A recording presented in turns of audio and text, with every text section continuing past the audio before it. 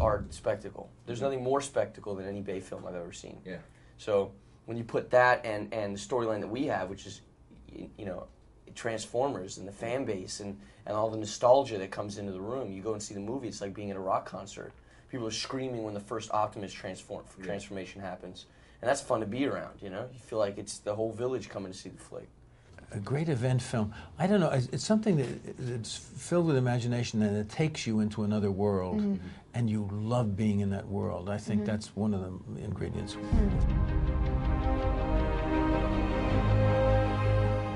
Yeah, that makes for a great event film. This movie right here. This is crazy from top to bottom. I mean, we getting some Transformer action like within the first 5-6 minutes of the movie. So it's a beautiful thing, man. It's just action-packed from top to bottom. The thing about it for me was when, you know, because there's the action is so intense in certain parts, it's also funny. It gives you moments to breathe, and the stuff is actually really funny with Anthony and Bernie Mac and Shia is really funny in it. So, you know, I think that sort of, it lends to the good balance of the movie.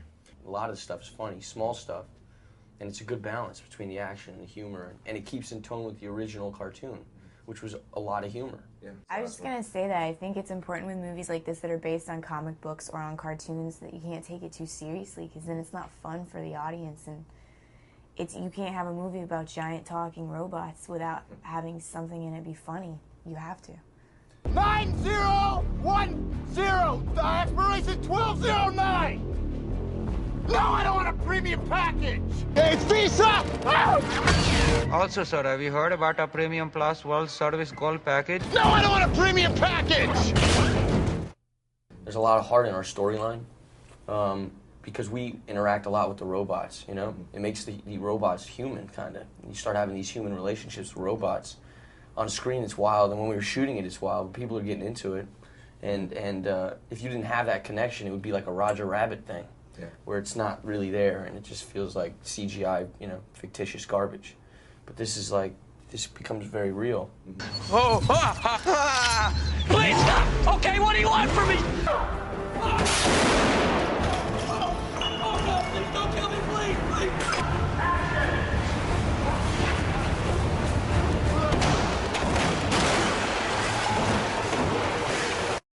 Well, I have to say that my responsibility was to bring some authenticity and weight it with the responsibility of what's going on in this war of the worlds, you know.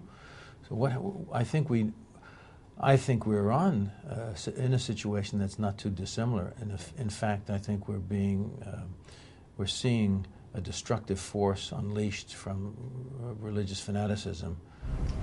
So these are the facts. At 0900 local time yesterday, the Saksan forward operations base in Qatar was attacked. So far as we know, there were no survivors.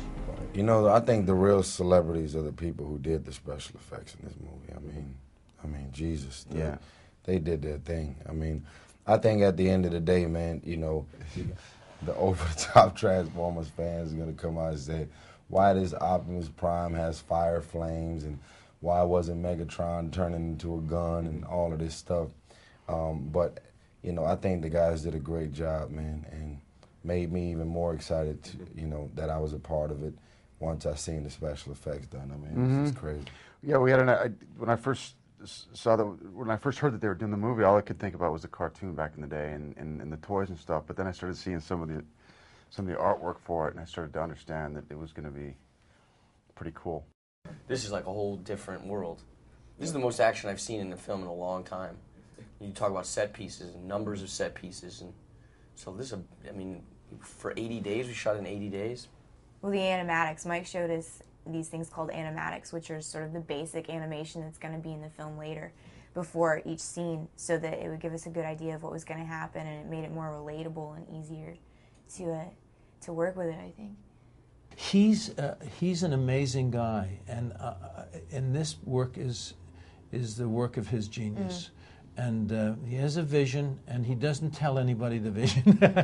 He's not really, but if you come up with something, he says yes or no immediately. I mean, he knows exactly whether it fits within the scope of what he's doing. I mean, he's setting up 80, 90 setups a day, you know, Disturbia was like, we get 10 setups a day. It was a good day. 80 is crazy. But again, he's got 14 cameras moving, you know, and different units and splinter units, and he's all over the place. You know, he'd be shooting her close up and mine at the same time. He's funny, man. He really is. He's funny. I don't think he gets enough credit for that. Yeah, he's very spontaneous, very funny, and I think at the end of the day, you know, whatever that bad reputation is, once you get on the set and see how competent but yet incompetent some people can be when it comes to doing their jobs, you understand why he tries to raise the bar and keep everybody on edge. Because I've been on sets where you probably can get 6-7 shots done a day. He's doing like 25, 30 a day. Yeah. Everyone, and before we finish one, the other one is already built out, you know, and they're just rolling. And you respect his process, you know what I mean? Once you get to the set, it's like, man, we're going to be able to get this movie done in 60 days instead of 80. Well, yeah, and when you have that much money and pressure sort of, you know, on your shoulders, you have to have like a singular vision to get a movie like this made. And that's what I think is the coolest thing about him, is the fact that he can just sort of keep his, whatever, he knows exactly where he wants to get, and it doesn't matter. And you know, he does have a reputation for being like that, but it's not as bad as... And none of it's personal, you know. Everybody's a target, none of it's personal. As we both know, we were both the targets a few times. Just a few. Thank you very much. And 3, 2, 1, and action.